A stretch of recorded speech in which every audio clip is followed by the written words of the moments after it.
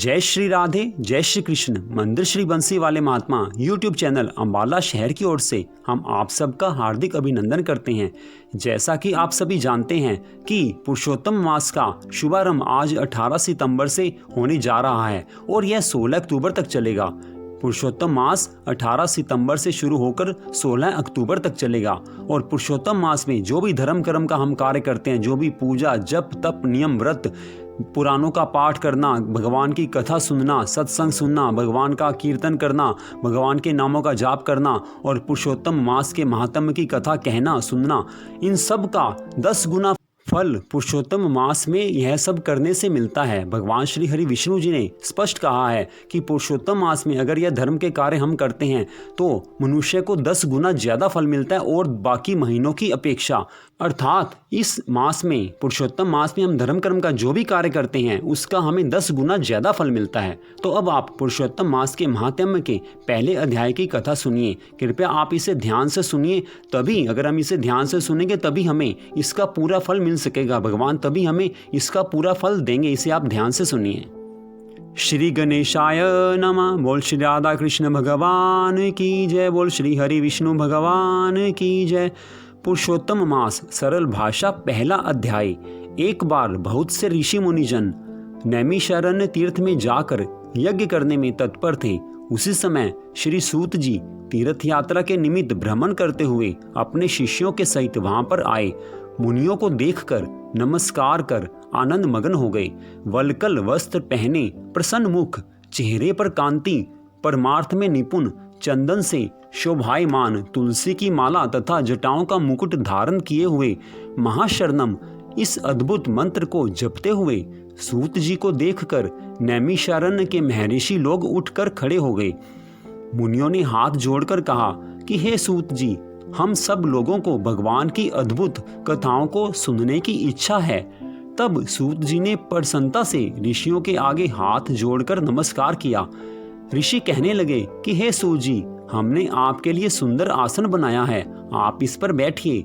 आप बड़े भाग्यवान हैं। आपने गुरु की कृपा से भागवत के रहस्यों का वर्णन करने की शक्ति प्राप्त की है। इस संसार सागर में हजारों बातें सुनने योग्य हैं, परंतु उनमें जो भी सार वस्तु हो, संसार सागर में डूबते हुओं को पार करने के लिए जो शुभ श्रेष्ठ कथा आपके विचार में हो वह हमें बताइए। शौनकादिकों के पूछे जाने पर श्री सूत जी कहने लगे कि हे विप्रो, मेरे वचनों को सुनो। मैं पहले पुष्कर तीर्थ में गया और वहां से हजारों तीर्थों में होता हुआ हस्तिनापुर गया। वहां राजा परीक्षित अपने राज्य को छोड़कर अनेक महापुण्यवान ऋषियों के साथ गंगा किनारे जा रहे थे। उनमें अनेक सिद्ध योगी और महासिद्ध मुनि थे। मैं वहां पर उस समाज को पूछ ही रहा था तो वहां श्री कृष्ण भगवान के चरण कमल में मन लगाए महामुनि व्यास जी के पुत्र महामुनि सुखदेव जी पधारे, जिनकी 8 वर्ष की आयु, शंख के समान कंठ, ऊंचे और चिकने केशों से घिरा हुआ मुख, दृढ़ कंधे, चमकती हुई कांति थी। वह अवधूत वेश ब्रह्म स्वरूप थे। ऐसे महामुनि सुखदेव जी को देखकर सब मुनि हाथ जोड़कर खड़े हो गए। तब मुनियों के बनाए हुए कमल चक्र जैसे ऊंचे आसन पर सुखदेव जी को बिठाया गया। उस आसन पर बैठे हुए ज्ञान समुद्र के चंद्रमा सुखदेव जी ऋषियों की पूजा को ग्रहण कर ऐसे शोभायमान हुए जैसे तारागण में चंद्रमा शोभायमान होता है। तो यह पुरुषोत्तम मास के महात्म्य की पहले अध्याय की कथा थी जिसको आपने सुना। यह सारी कथा आप मंदिर श्री बंसी वाले महात्मा यूट्यूब चैनल अंबाला शहर की ओर से सुन रहे थे। तो इस प्रकार पुरुषोत्तम मास के महात्म्य के पहले अध्याय की कथा का यहाँ पर विश्राम हुआ। पहले अध्याय की कथा का यहाँ पर विश्राम हुआ और पुरुषोत्तम मास के महात्म्य के दूसरे अध्याय की कथा हम कल आपके लिए लेकर आएंगे। प्रतिदिन सुबह हम 3 बजे अपने चैनल पर यह कथा हम डाल देते हैं, तो आपको दिन में जब भी समय मिले आप इस कथा को जरूर सुने, ताकि भगवान श्री हरि विष्णु जी की, भगवान श्री राधा कृष्ण जी की कृपा आपको प्राप्त हो सके, जिससे आपके परिवार में खुशियाँ आए और सबसे बड़ी बात कि आपका मन भगवान की भक्ति में लगे। लगेगा। जब भगवान की भक्ति में हमारा मन लगता है तो इससे बढ़कर बड़ा पुण्य कार्य और कोई हो ही नहीं सकता।